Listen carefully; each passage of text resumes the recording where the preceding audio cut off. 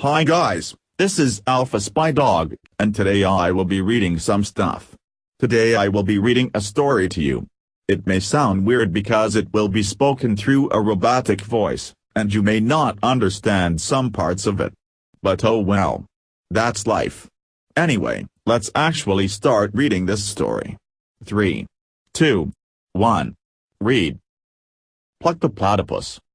Once there was a young platypus called Pluck. Pluck went around to try and find some other platypuses every day, but he just came across a bunch of mongoose every time, who used to mock him and make fun of him, because of his name they used to him Pluck the Duck, and this really upset him. As he grew up, they still made fun of him again and again, and again.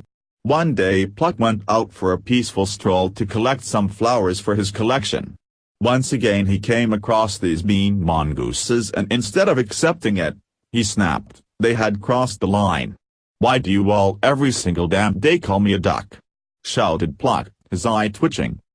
"Because it rhymes with your name, you idiot," replied one of the mongoose. "Dumb." "Don't dummy," said Pluck. "Just because I'm a different species doesn't mean that you have to be mean to me." "Why not, Pluck the Duck?" "Because I'll do something." "Oh yeah? What you gonna do, huh? Tell us to stop, eh?" "You'll see," finished Pluck. Now the mongooses didn't know this, but Pluck had noticed that they always met him in the exact same spot, so he knew that his plan would work. Pluck used his ninja skills to cut a special vine, which released a log, which crushed the mongooses. Pluck grinned. He was happy that they would never bother him again, but he now had another problem. Somebody had filmed him and was running to town to show people. This was a problem for Pluck because people thought he was a bubbly platypus, and brought him picnic hampers. So if anybody saw that video, he'd starve. Pluck had no idea how he would catch him, but then he saw the perfect solution, a Pagani on the sink that had been changed to a monster truck. And better yet, the keys were in the ignition. Bob Nickelberry, who was the guy who filmed Pluck, ran faster than he had ever run. This film would make him millions. He slipped it in his hat and rode off on his bike with his MP3 player playing the new #1 hit "Eye of the Platypus." As he had this playing in his ears, he could not hear the roaring engine of the illegal truck smashing through trees behind him. "Look out, kid, I'm coming for you. And I want that videotape," thought Pluck as he put on his shades, bling, golden waistcoat and top hat, listening to Queen on the radio. "I wonder if anyone noticed," thought Bob, as he looked back. Bob screamed like a 4-year-old girl in despair, as he saw a matted monster truck and his life flashing before his eyes. "What do I do? What do I do?" he screamed. He then had a brainwave. He would lead him into this nearby small alley in between McDonald's and Pizza Hut.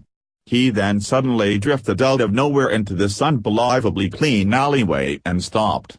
Pluck noticed the sun skidded into the alleyway. As he was entering the main part of it, the truck was stopped by the sides of the buildings and Bob's video was safe.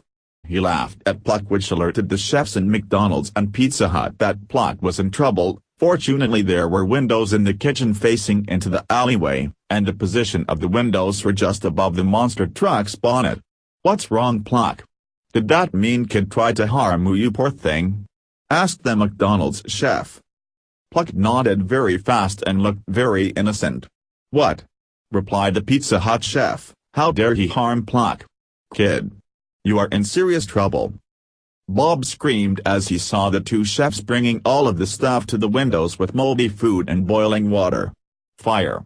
shouted both of the chefs. Then bits of spaghetti and rotten egg and 1,000-degree water were thrown and propelled at the lad. 10 minutes later, after they had finished, the chefs brought out something worse than rotten food and boiling water combined. It was Brussels sprouts. "No!" screamed Bob as he was suffocated in tons of wasted Brussels sprouts. Finally, when the chefs had stopped, they all gave Pluck a hug and helped him get back to his habitat. Hey guys! Check out my channel and subscribe. Or leave me a comment if you have a suggestion. Leave a like if you enjoyed this video.